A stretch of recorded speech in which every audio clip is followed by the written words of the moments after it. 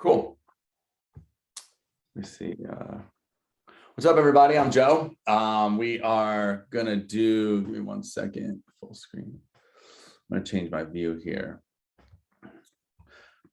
Where's Luke? There's Luke. All right, cool, guys. Hey, what's up, everybody? I'm Joe from Joe Oz Real Estate Group, EXP Realty, obviously. But yeah, every Thursday we do a training. I'm not sure, somebody's having on my screen. I'm not sure if we might have a couple guests today, but either way, on our team, so we believe that no one succeeds alone. I also think that doing this real estate thing, someone says to me yesterday in Mexico, they're like, yeah, dude, someone's like, dude, doing real estate alone sucks. I'm like, I know, it sucks. So, doing this thing by yourself is not the best, not the most fun, right? And, someone said to me recently, if someone said this week, I heard, if you want to go, what do they say? If you want to go, I forget. I'll figure that one out. That was a good one. But what I am going to talk about is Luke Ninamoya. Luke's here.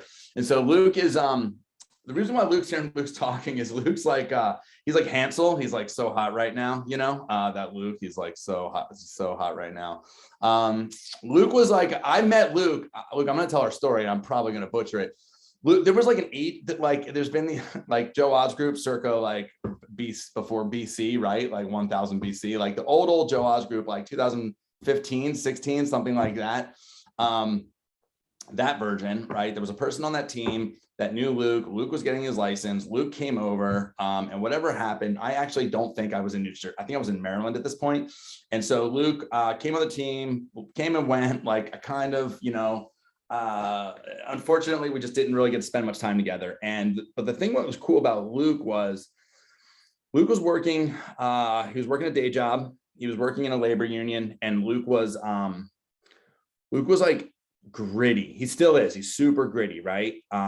He's also really smart too. Sometimes I think people talk about grit, but they also don't talk about just emotional intelligence and things like that. But Luke's also really, really smart. And so he was working in a labor union, and he was working like wild hours, right? Luke, you were like working he was like getting up at 4 and going to work from like 6 a.m. to like 1 or 2, and in Monmouth, Ocean County area in New Jersey. And then he couldn't be in the office. Like we did prospecting in the morning, and he couldn't be in the office.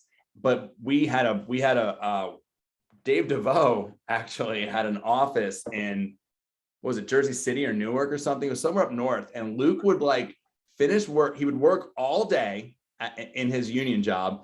And then he would like just drive an hour north to whatever, Hoboken, Jersey City, wherever it was. And he would go in, DeVoe had like an ISA calling room and they called after hours from like 6 p.m. to 9 p.m. or whatever.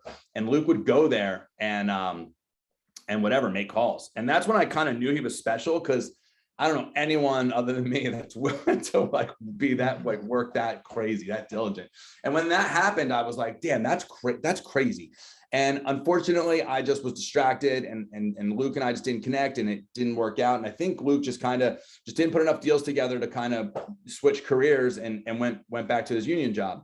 And then, however many years went by, and just recently we started talking again, and we decided to revisit the idea. And up until 2 months ago, Luke was working a union job, right? He was just working a job. He was happy there. He was great. He was making good money, but that's not really where his heart was, or where his passion was. And he wanted some more flexibility. You notice I didn't use the word freedom in real estate. Everyone wants freedom, but you get a little flexibility, but I'm not sure how much freedom you get, right? But anyway, he wanted some flexibility. And I'm going to ask him to proofread everything I just said and fact check it. But that's how I remember it. And now Luke's been here in the last 60 days. He's put it's either 8 or 9 or 10 deals in escrow.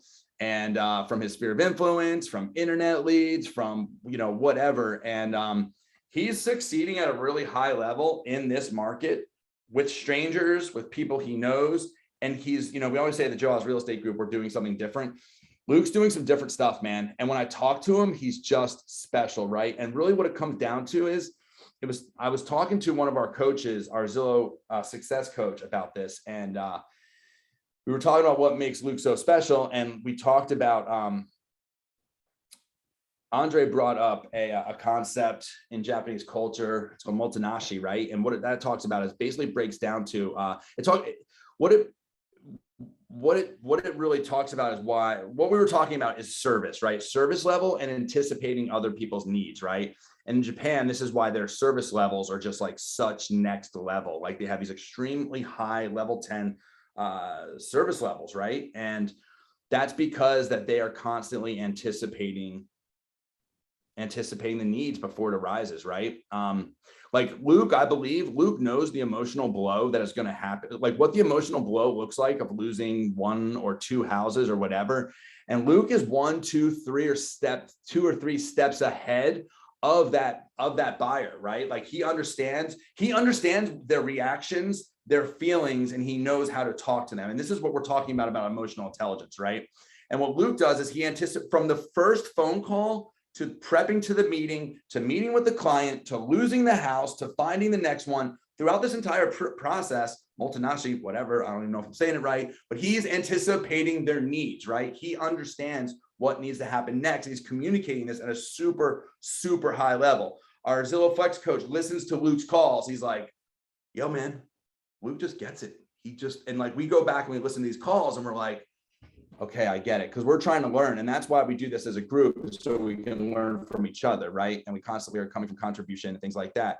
So what's happening now is in this environment that we're in this real estate market where there's like no listings, right? So if you're a listing-based agent, like, you're probably gonna sell less houses this year, right? If you're like, it's just gonna be hard out there, right? I'm excited about this market because what's it gonna do? It's gonna shake the tree. Everyone that got a real estate license in the last like 3 years or whatever, that can't go out and do it, like, it's gonna be tough, man, right? And the people that can hold on in this market, guys, they say the market share that you earn, you keep, right? Does anybody know what that means? The market, besides Gil Olson, does anybody know what the market share you earn, you keep means?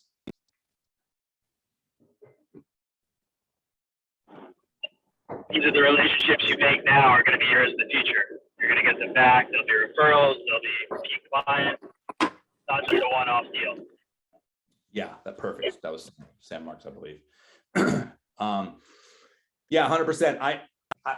I came up during short sales and I worked my butt off on short sales. It was a complete nightmare and it was horrible. And it took 9 months, 12 months, 18 months to get paid. I was negotiating paperwork, all these things. But 2 years later, all those people needed to buy a house again. And I had the market share, right? So I earned all that market share. It wasn't easy and I kept it. That's what's going to happen right now in this market. So what I love about Luke is just the tenacity. He says yes. I don't ever hear him say no. I hear him say, "Oh yeah, Joe. Oh, no problem, Joe. Yeah, that's no problem, bro. I can do it. Hey, Luke, you want to lead a training for the first time? Yeah, Joe, whatever, man. I got you." He's got an amazing ability to read people. I think he really, really cares about folks, and it really comes out. And he just knows when something happens, he knows what lever to pull, right? Like that's the best way. And that all comes out of managing expectations. So Luke, I'm going to open it up to you, man. Thanks for doing this today. And he's going to tell us what's working, what's not working, and maybe what we can do better. Cool. Yeah. Thanks, Joe. So yeah, kind of to go off that, I was, working construction. And I also want to touch on something that I used to do. I don't know if anybody has ever sold Cutco knives or, went that whole route. So I did that for a while. Yeah.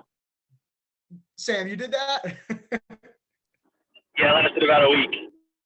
Really? A week? Dude, I used to have a case of Cutco in our office to go out as like closing gifts, Luke. I don't know if you knew that. Really? Yeah, I was like, I'm a big Cutco guy myself. It's good. They're good knives. I'll give you the whole pitch one day. But I sold knives for years, like on the side. I would just call people and go to their house and sell them. And I actually learned a lot doing that. Kind of like what you're saying, reading people and nonverbal cues and whatnot, and how to, take rebuttals and criticism and it taught me a lot. And also with the construction. So with construction, I'll give you a little history with that too. I was building gas mains. Can you guys hear me? It looks like it froze there. We can hear you. Okay, cool. So I was building gas mains, and Gil was actually reaching out to me, and So I was building high pressure gas mains, and there was one day that we had a leak, and we almost blew up a whole complex. And I Yo, remember I have to interrupt. Yeah, we were in. I'm like calling Luke. I'm like, yo, we're launching Flex. We need people. Like, I'm like, yo, we have opportunity for you. And we had an appointment set up, and he's like, yo, I gotta go. And then he like followed up the next day. He's like, I almost blew up a whole building. I was in a hole, and I almost exploded. He's like, I gotta change. I gotta get out of here. I almost blew up the whole apartment complex. And I was like, whoa. The amount of energy that I was putting into construction and then real estate part-time, I'm like, if I put this energy into, and anyone really, I mean, there's jobs out there that are really tough. And don't get me wrong, I mean, don't me take it away. This, this market's tough. It's emotional, frustrating. So don't feel that it's not. But if you put the work in there, trust me, I was like, if I put this amount of energy into something else, I can, So, and that's what I'm doing. And, I'm grateful to be here with you guys and I'm having a good time. So let me, what I really want to talk about though, and what Joe and I were talking about is kind of connecting clients. And so, you go to meet the buyer and then, or a listing lead or whatever it may be, and then kind of building that connection on the first interaction to where then going forward, they want to work with you. And also you want to work with them. You want to work with them just as much as they want to work with you, because then you're going to really put, your it's not going to become work. It's going to become, you truly want to help this person. I mean, I have clients that I emotionally, I'm like, I really do want to find this person a house. Obviously there's some that I'm like, all right, let's just, get this done with. But for the most part, it makes it fun to build that connection. So this is kind of stuff that I do, and what I learned selling knives. This is a lot of stuff that I used to do then, and it worked, and I've been doing it now, and people keep coming back. So I'm going to share my my screen here so you can see what I put together here.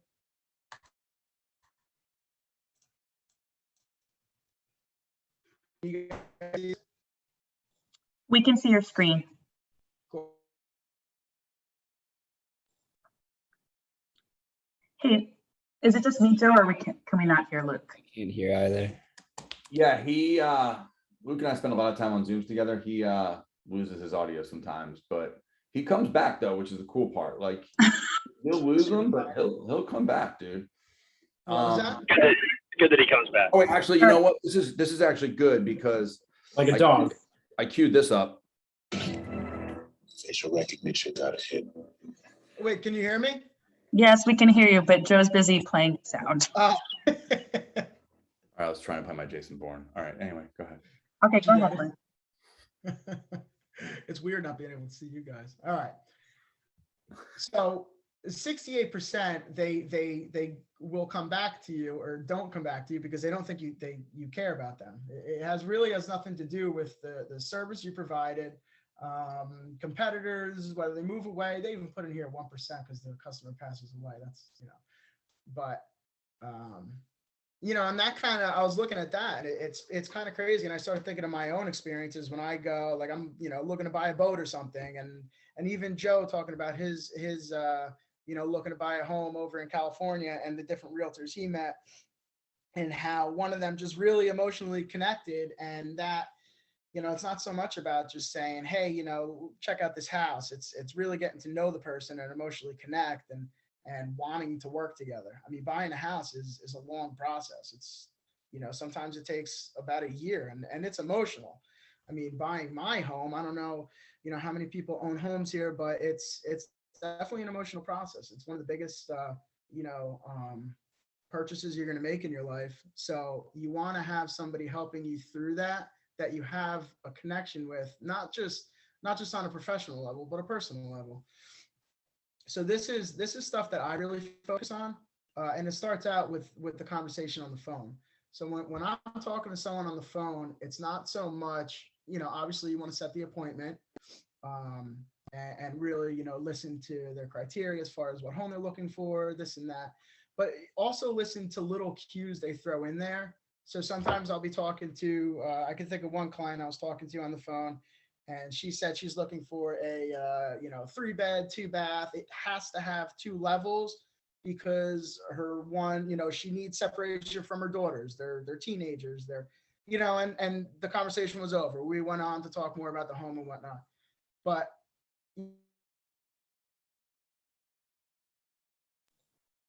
Luke, your audio cut out. Um, Luke, can you hear us? I feel like Joe should have the Jason Bourne sound ready for whenever this happens. Luke. Jesus Christ, it's Jason Bourne. yeah, it shows that you were paying attention, you were listening, you were not just there trying to set a point. And Lauren, will you tell him he's going in and out? Wait, Luke, can you hear me? It's Lauren. Yeah, can you hear me? Okay, so yeah, it cut off because you were telling about how listening for cues, and it was a woman who needed 2 levels because it's important for her to have distance between her and her daughters. Yeah. And then it cut out. Okay. So am I back at it? Yes. Cool. Yo, So you're gonna have to look at Lauren for cues when your microphone goes out, and then one of these many closings you're gonna have, we're gonna have to buy you a new microphone or whatever it is. Yes, please. We'll work on that when we get there. yeah, we could definitely do that. This is Luke's presentation, popping his presentation cherry, you guys. So everybody relax. All right, so let me go back to so the last thing I said was the phone, right? How she's saying she needs 2 levels.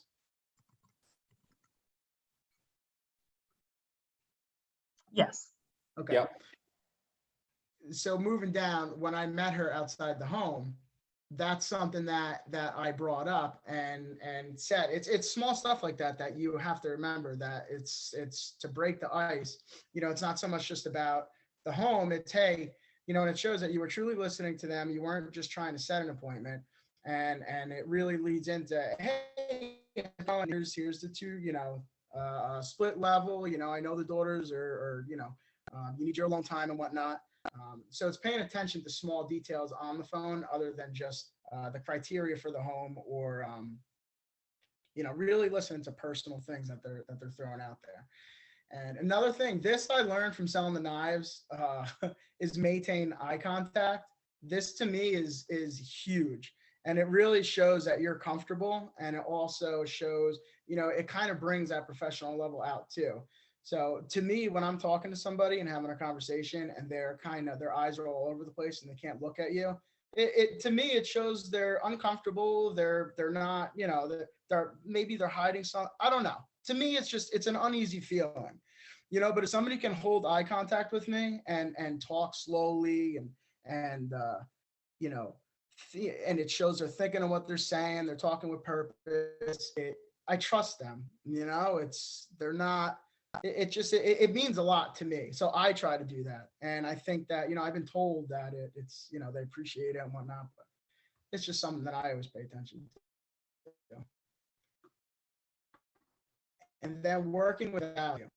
So this is kind of goes without saying, you have to understand the market in that area, but not only understand it, but you have to be ready to stand your ground with that too. So we all know that houses are selling, you know, 10 to 12% over asking. It's a fact. It's happening.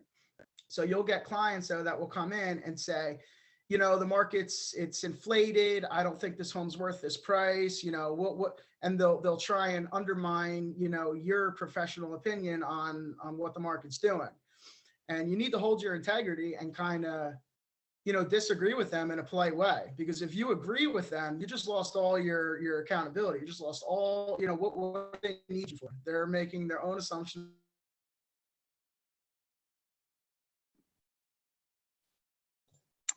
Luke, we lost your sound again.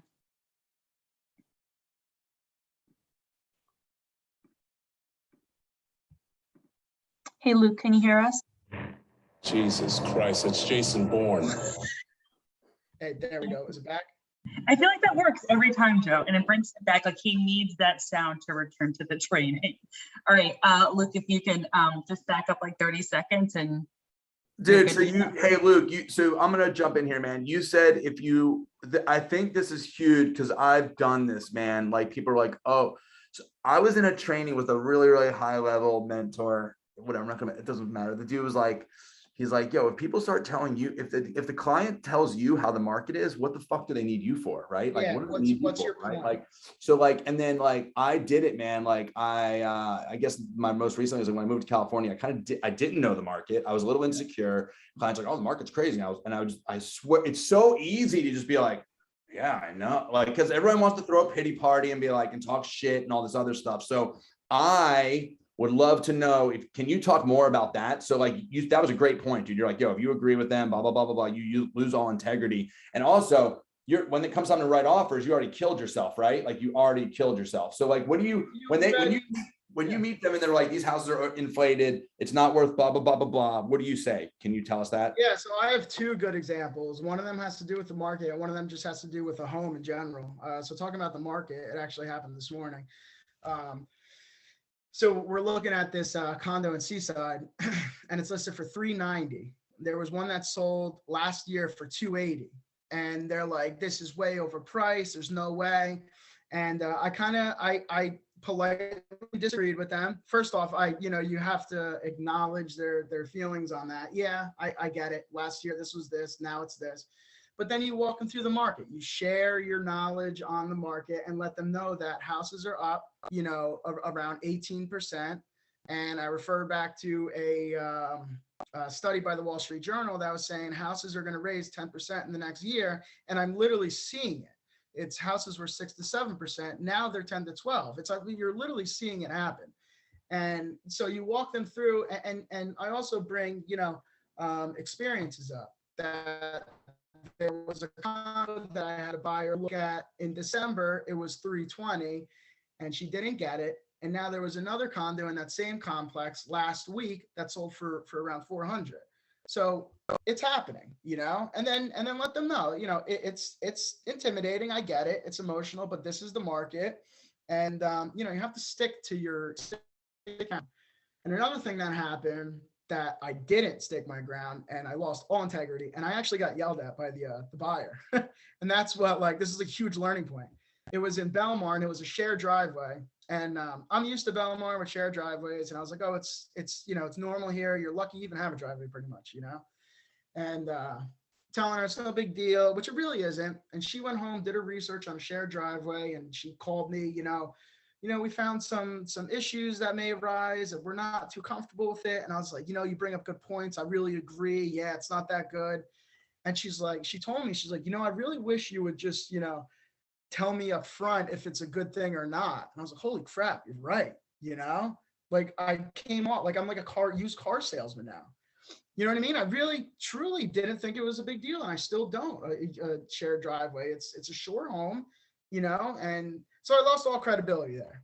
And that really, or even if it gets uncomfortable, and it almost seems like an argument, to kind of bring your value and help them understand, what's going on with the market, or about the home. So that seems very important. So, and then, also get excited and talk about the home. So this kind of goes without saying, walking through the home. I might get a little animated sometimes. I mean, it really goes, playing off of personalities. It depends, that's something also that you have to read, is what kind of personality does this person have? And we were talking about this the other day. Joe was talking about it. Like an analytical person. I'm not going to walk in the house and become an interior decorator as I would with somebody who is there, talking about they want to paint the front door, or, some people buying their first home. I'm going to act different. But either way, get excited about the home. Walk in and, oh my gosh, pick things out. Look at this. Look at the view from the front door. Like, get excited about it. You want them to feed off of your energy and to feel that,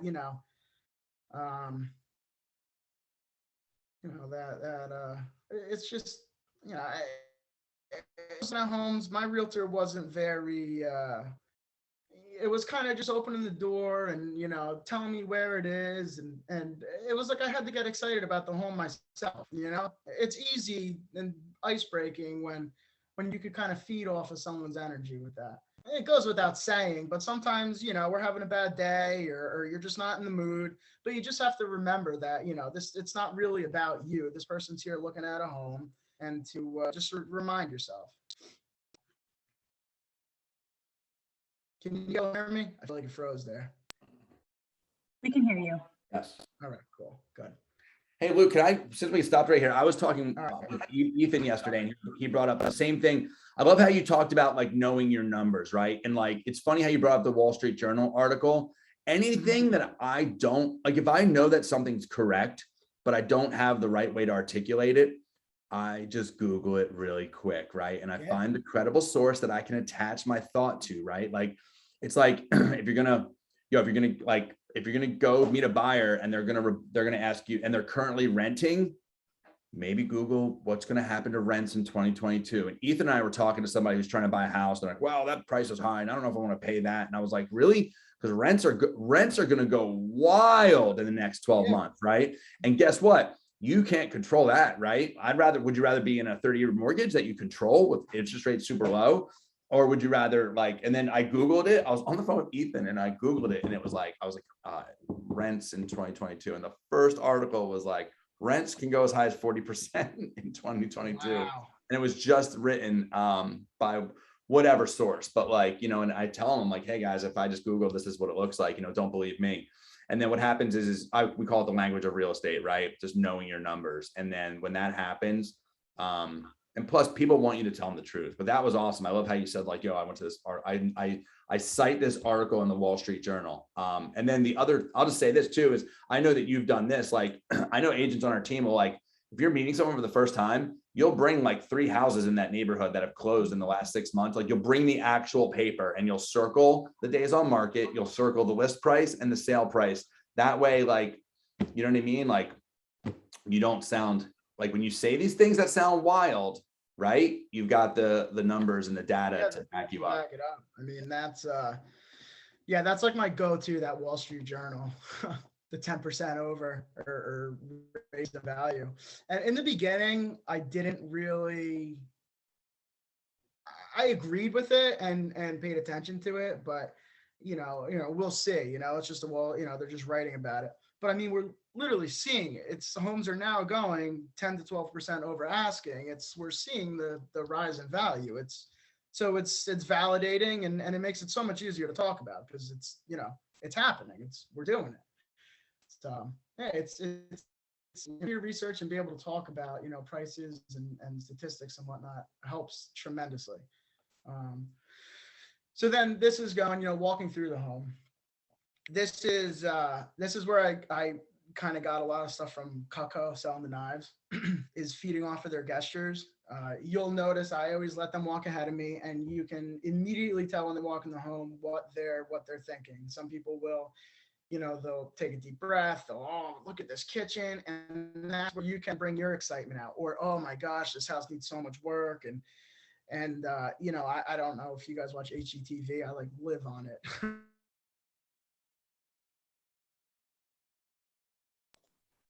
Hey, Luke, can you hear me? It cut out. It cut off after you expressed your love. It cut out after you expressed your love for HGTV. You there? Yes, I can hear you now. I gotta get a new internet. That's what it is. Yeah, I think that's a top priority. Where'd we leave off? Feeding off their gestures? You were talking about HGTV. Yeah. Okay. So it kind of goes back to getting excited about the home, feeding off their gestures. Have fun with it, and you should. Well, this is the first time to meet the buyer, but after you get to know them well, you understand what their needs are. Like I have this one buyer that has to have a big master bedroom, and we'll go look at homes. Sometimes you have to get you're going to have to build that master bedroom or bathroom or whatnot. So a lot of the homes don't come with everything you need. So once you get to know them, you can feed off their gestures and kind of describe, listen, this is how it is. We can expand this, look into different areas of the home and come up with solutions for things they don't like. And then also this is like my go-to. I always, if it's a new buyer, I'll always look for something quirky in the home that can kind of break the ice, because in the beginning, it's like a professional kind of weird relationship that you both don't know each other. You met on the internet. You're not really, you want to build that relationship. And this is where, I'll look for something in there, like people have, I don't know, a fishing pole or a surfboard or whatever it may be, and point it out. Oh, hey, do you guys like fishing? Look at this fishing pole, and it gives you a chance to relate on something, to pick something out in there. You guys hear me? It looks like it broke up. We can hear you. Okay, cool.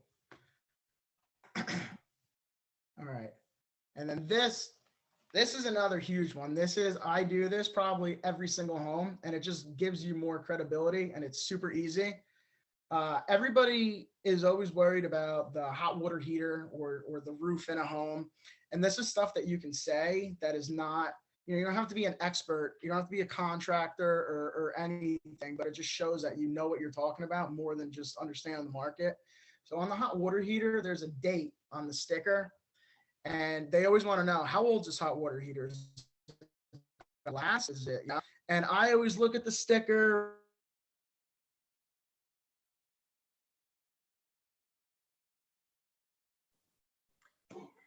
Luke. It cut out again. Yeah, Luke is definitely. Joe, more music. Yeah. Christ, it's Jason Bourne. Thank you. You have one job, man. That's what brings them back every time. Dude, I can play the sound clip, man. I can do it. All day long. I can do the dumb shit that makes people laugh. I know, DJ Joe. 100%, dude. Where was I? I'll start. All right, Luke, there you go. I can hear you now. Where did we leave off there? What did you hear last about the hot water? Yo, hot water heater, like it's a thing. Like every buyer's like, yo, how old? And you're like, who cares? They last 12 years or $1,200. But because they care, it gives you a cool talking point. Correct, Luke? Yeah. So because they care, there's a sticker on it, and it'll give you the date of inspection, installation, when it was manufactured, everything. And I mean, you can look like you really know what you're talking about, just looking at that sticker and saying, oh, this was inspected then. It was installed at this date. It looks like it has this much life left. And they're like, oh. Look, Yeah. I just do the same exact Yeah. thing. Because I saw a home inspector do it, and he looked so smart. He's like, oh, Yeah. this was installed 2 years ago. Hot water heater lasts like 12 years. So you got like another 10 years on this. That's awesome. Yeah. Should we check out the rest of the house? Yeah. He's so smart.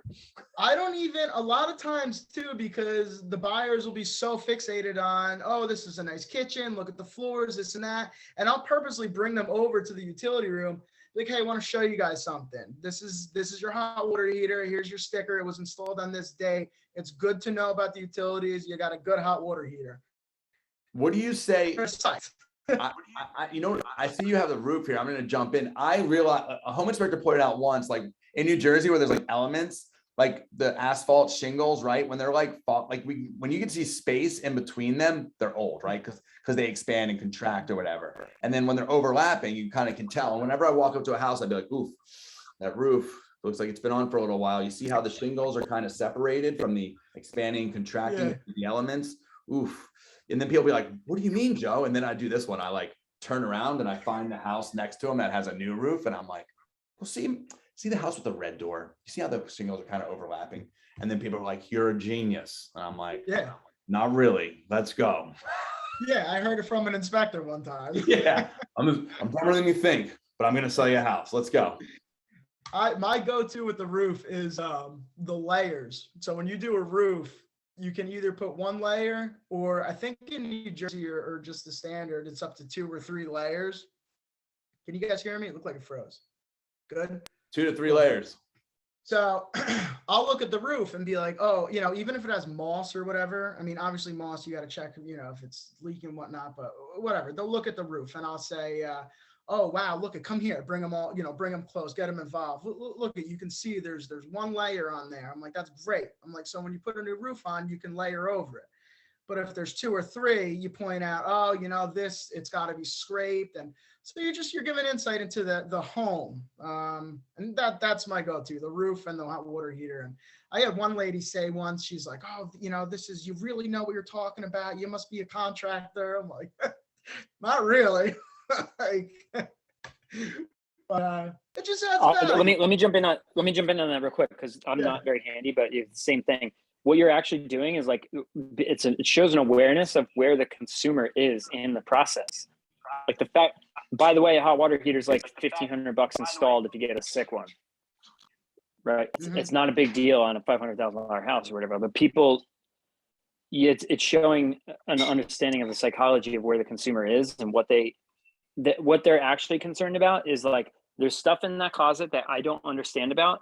This person is my guide in this process for this investment. If they're somewhat knowledgeable about the thing that I don't know about, I'm going to feel more safe with this person and trusting them through the entire process. And the fact that they don't understand the process and home inspections, and if what the contract has to do attorney review, you're going to basically be their Gandalf guiding them through their Lord of the Rings journey of buying a house. And all you're doing, it actually is insignificant at a surface level of the actual content of when the hot water heater was there or whatever the thing is. What it's doing is showing that you do know more than them and that you do care about the things they care about. And it's going to be the actual effect that's going to happen underneath the tip of the iceberg there is that they're going to feel like you care about them and you're going to keep them safe through the process. That's what's happening psychologically. And that is the value in doing that. Yeah, exactly. And there's been times where, I don't know about you guys, but my goal is not to sell them on a home. I mean, that's how we get paid, obviously, but my goal is to build a relationship with them. And doing that, I mean, there's been times where I've said like, hey, listen, this is a great home, but this roof is not doing well, or this looks like it's not doing well. And, also point defects out, it may deter them from offering on that house or buying that house, but you're their guy now. You're not, they trust you, you're there to sell them. And I think that's really valuable. And I take that actually kind of seriously. Like I will tell someone if I see something, because then you just get yourself and you use car salesman at that point. Then if you're not, it's also going to come up in the home inspection anyway, so you might as well save everybody the time and address it and just use the credibility and as a rapport builder and expertise. When you point out that, sorry, Gil, go ahead. I was just gonna say it positions you as the expert that cares about them, that's on their side like you are, and you're smart enough to understand that you're not going to hide anything in the process anyway. A, it's wrong. B, it's stupid. Even if you didn't have any morals or ethics, it's just a dumb thing to do because they're going to discover it anyway, and it's going to blow up. And it goes for everything that they got a rocket mortgage pre-approval in this market. Like, you're going to save them. Maybe it gets all the way to the closing table, but if it blows up, it doesn't matter. Yeah. I mean, even if he does close and they find out later, and it's not a good look. If you see something, I always point stuff out if I think it's going to be an issue. All right. And so this next stuff right here, this is like, I think this is the most important, is the final, you looked at your homes and you're leaving now, you're departing. It's kind of your last shot to build a relationship and to kind of, give them a reason to come back to you. So when you're leaving, ask for feedback on the home. Don't be afraid to ask, if you're feeding off them and you're seeing that they really love this home, to ask them, hey, you guys, this is a great home. Do you guys want to pursue it? Don't be afraid to ask them if they want to go after it. And if Luke, how often do you ask them if they want to make an offer? How often do you ask them that? Every time we meet and look at homes, I won't ask him after every single. Wait, hold on. Did everybody hear that? Dude, slow down, bro. Luke's murdering it, right? Right now I'm looking at his pipeline of his buyers. He has 1, 2, 3, 4, 5, 6, 7, 8. He's got 8 buyers that rated a 9 or a 10. All of them, but one of them have already submitted an offer. So Luke knows how to get people writing. And if in this market, it's a funnel, you guys, right? When you talk, like, it's like this, and you have The last step before getting that offer accepted is writing offers. You have to get them writing offers. It's extremely important. If there's a house they love that went under contract, write a backup offer. Just get them writing, right? Now, with that being said, I asked Luke, how often do you ask people if they want to write an offer? And what did you say? You said every time I'm out with someone. Is that what you just said? Yeah, every time I Every time. So please, everybody, write. How do you say it, Luke? Role play it. Give everybody the exact script that you're using. That would be when very you say helpful. that. Yeah. Yeah. So we'll leave the home, and I mean, I just did it last night, and I looked at her. I'm like, "Hey, Garima, you know, that was a great condo. What do you guys think of it?" And they tell you their thoughts. Yeah, I completely agree. What do you guys think about pursuing it? And they think about it, and everybody always says, "Well, what do you think we should offer?" And I always say, I'm like, that's a great question. You know, it's a competitive market. Let me call the listing agent, feel them out, see what the activity's like, and get back to you on that. And then I call the listing agent and, you know, kind of feel out how many offers do you have, this and that. And I learned this from Gil to say, hey, you don't have any offers, you know, 30,000 over or anything crazy, right? And they'll always come back either if they're, you know, if they know what they're doing, they won't answer it. If they, you know, for the most part, they're like, oh, no, or yeah. And then you could kind of gauge it like, all right, from here to here. Gil, literally, you know, you were going over that in the cohort and it works. And then you get a gauge and then you go back to the buyers and let them know and tell them, hey, listen, the market's 10 to 12% over, 12% being this is your home, you need this, 10% you want to be in the mix. And then you write the offer up and, you know, which is going to lead into the next thing, because for the most part, it's going to get declined, you know, I'll get to that in a minute. But so after you get the feedback from the home, and this is your first time meeting the buyer, this is really important, is to get their contact info and not just one person. So you're most likely going to meet a couple, right? And you don't want to just get one contact info. You want to get both. I always get both of the buyers' numbers, and I make a group chat right there, and I'll name it like, you know, first home, make it fun, you know, investment property. That's awesome. That's awesome. So that's like, yes, that's awesome. Yeah, that's like our group chat now. We have in there, it's named in their phone. We're all connected, talking. They're sending me homes. We're talking. It's you know, it creates like a connection. Bro, that's how you create the glue. That's the glue. That's huge. I had no idea you did that. That's massive. Yeah, that's like my thing. It's so then you're not just like talking to the wife, you know, you're both parties are involved. Yeah, there we go. Jesus Christ, it's Jason Bourne. So this is another big thing is to constantly leave them on the edge, you know, always give a reason to follow up. Like you never want to leave anybody hanging, kind of just say, all right, it was great meeting you, you know, I'll talk to you. It's always, you know, hey, what would you like about this property? All right, great. And if you have absolutely nothing, hey, listen, you know, I like to look up off-market homes. If there was an area you guys wanted to be in, where would it be? I'll circle, you know, explain what you do.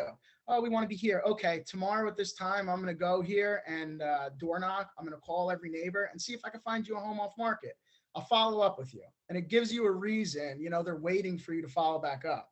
You know, they're waiting for you.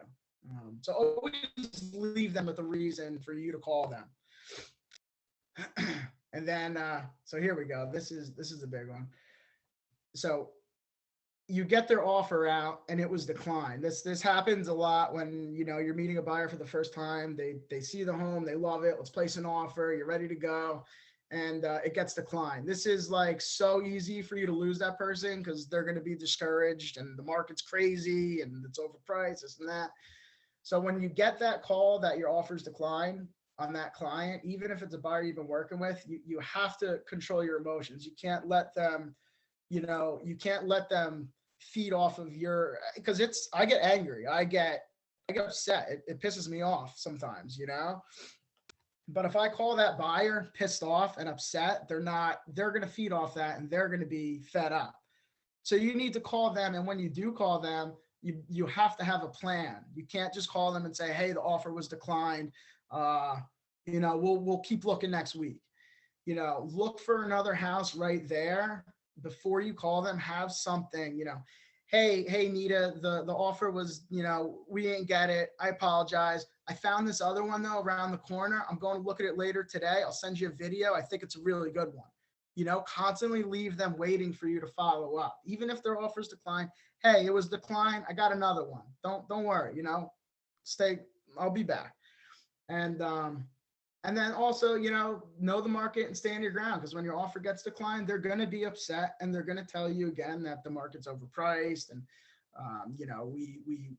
we're going to wait until the market crashes. And that's when you need to go back to your hole. You need to just reassure them again and let them know and know your statistics, know your numbers, know the market, and let them know that, this is it. And reassure them that it is emotional. I'm here with you. We'll find a home and just keep moving. So, and that's what I do. That's been doing. And I think it's been working. I don't know. Does anybody have anything to add, or any questions or anything, or what they've been doing? How about a round of applause for Luke, man? That was awesome. I'd like to hear you on a call. On a call? Yeah. Luke, I got a question for you. Have you had any scenarios where you put an offer in for somebody and that was like they were viewing that as their forever house, and you didn't get the offer accepted, and they try and tell the story like, oh, that was the one, and they're like, there's a pushback to like just jumping straight back into the process. Has that happened to you? And if so, how did you approach it? Yeah, it just happened. So this goes back to listening with purpose, like actually listen to what they're saying and why they like that home. We were looking at a home in Middletown, and it had a big yard. And while they were walking through, they were talking, we could put a pool in here, swim up bar, and just really getting into it. Anyway, we placed an offer 12% over, and we didn't get it. And that obviously that phone call is hard, but the way I approached it was, hey, listen, they went with another offer, but we can absolutely, we can absolutely find a home that you could get that swimming pool and a swim up bar in. And I already found a home that I presented to them. And listen, this Sunday, what time are you guys available? Let's go check this one out. It has a great yard that you can get that pool and swim.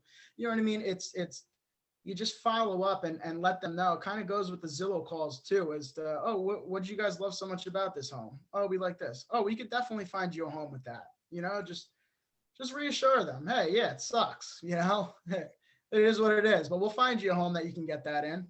So it's you tough. got dumped, but you got dumped, but you're not going to be alone, a spinstress your whole life. Yeah. Luke, I have a question. Yep. So I wrote 5 offers for one client. She's pregnant, and I feel like she's getting very discouraged, that she's dragging her feet. She doesn't want to come out anymore. Okay. So how do you kind of like encourage her or motivate her to come out again, even though there is nothing to show her? But I know I'm not gonna lose her because she's my friend, so she is loyal to me. But I feel very, very bad. So it is tough, right? But you need to. I mean, have you looked like off market, or have you had that conversation with them as to what you're kind of doing to find them a home, or Yes. are they just relying on market? No, I'm looking off market, but the price point. It's very tough when you're between the 375 and the 425. The roof budget is like 425. So what I do, because I have buyers too that are, they get discouraged and they, oh, I'm going to take a break.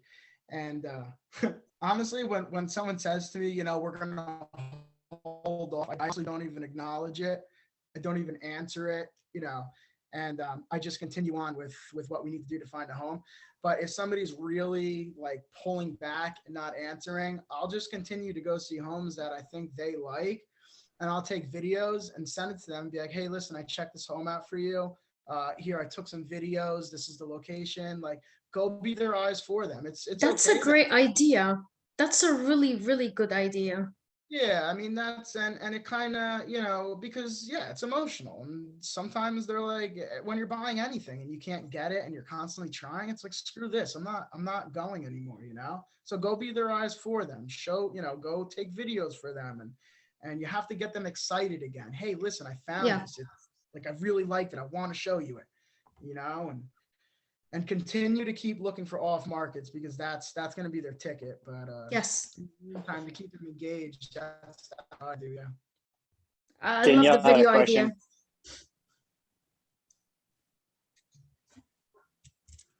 No, I was gonna say to Biz, what I have a buyer that I put 15 offers in, and his price is even lower. He's in the 225 to 250. So we just been getting beat out of everything. And he did get discouraged. And what I did was I was finding properties, going to them and FaceTiming him. I would just walk in and FaceTime him and be like, oh, and he would say to me, oh, you're there? I'm like, yep. And I got him to put an offer in. So I got him back on track. He's in a lull right now, but I was just actually texting with him while we're on the meeting, and I'm going to see something in a little while. And that's what I do with him. I just like kind of push him. So maybe if you could find places and just go and do a walkthrough while she's on FaceTime. Say, hey, I saw this property. I happened to be in here for another client and I wanted to show you as well, like to kind of get her back, to rope her back in a little bit. Thank you, Danielle. And that goes back to controlling your emotions. I mean, like you said, I get pissed off too. I get angry, I get annoyed, even with buyers, I get fed up, but you need to control that. Don't let them know that you're emotional about the market or finding them a home. Just do, keep it moving. Hey, yeah, hey, I found a great home. I'm going there tomorrow to check it out. You can empathize with them, absolutely. But once you get down, they're done. Once you're defeated, they're defeated too then. So,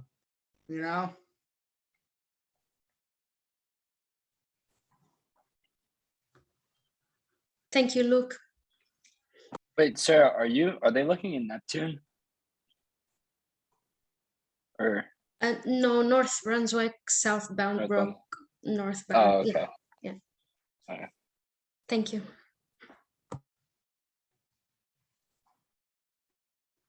Is there anything else that people are doing that I could kind of learn as far as building a connection when you're walking through the home, and what like your go-tos are? Just offering to get them a coffee. That's what a lot of people are doing that I've spoken Really? to. Yeah, it's like, hey, like getting the house super early and whatever the closest coffee shop is, just offering. And like not asking, being like, hey, would you guys like a coffee? Because they'll all say no. Be like, hey, I'm here. I'm early. What can I grab you guys? Do you want a cappuccino or do you just want like a drip coffee? Just creates that glue. That's what you were talking about. Like that group chat thing you said, that creates the glue. That's what we're talking about here, you guys, is creating the glue, right? So if you show them one house, they put in an offer, they don't get it, and you never hear from them again, you just did not create the glue. Yeah. My buyers just got a counter offer to their offer. So I just scheduled to meet with them over some coffee on the weekend. So that's one thing I did. I don't know if that helps. Awesome. Good job.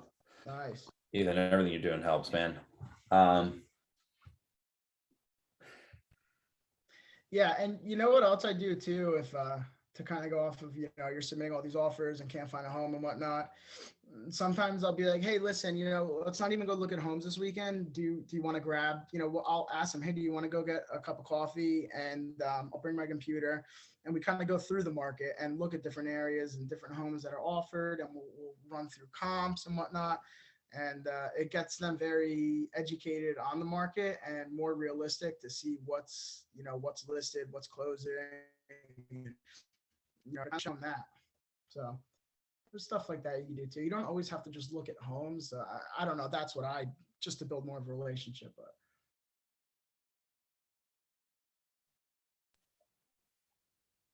Before we jump off, I just got to flag the exact script that you had before, which is probably, I thought it was a massive thing. The group chat is a huge takeaway. Everybody should start doing that. Name the group chat, something that is around their goal. That's huge. Everybody can implement that starting today. When to have that conversation about how to get people to write or whatever, say, what do you think about pursuing it? And then they're going to ask you what you think you should offer. Go back, use a tactic or whatever. Then the script that Luke said that I wrote down was, you already framed it in the terms of where the market is at with the data. Hey, the market's 10 to 12% over asking price. This house kind of falls in that category. It's not a greedy seller. So 12% makes it your home, and that means that you need it or whatever. And 10% is you want to be in the mix. That means that 5% is not even something that you kind of offered, and you're saying basically like, which of these do you want to offer? You're kind of guiding them to like giving them two choices instead of them just picking a number out of thin air. You can say, hey, because of the market, this is where things are closing. Do you want to be first in line because you have to have it, or you want to take a stab at it? Taking a stab at it means 10%, or whatever the number is for that property based on your guess. Your expert assessment, I should say. Okay, I'm gonna wrap this up. I got a coaching call. Everyone, you can find Luke at I don't know, wherever you find us, right? Luke, thanks for doing that. That was really awesome. I had a lot of huge takeaways. My huge takeaway was also the group chat and just connecting on a personal level, man. That was really rad. Thanks to all our guests that were here, and we'll see you next week. Thank you, everybody.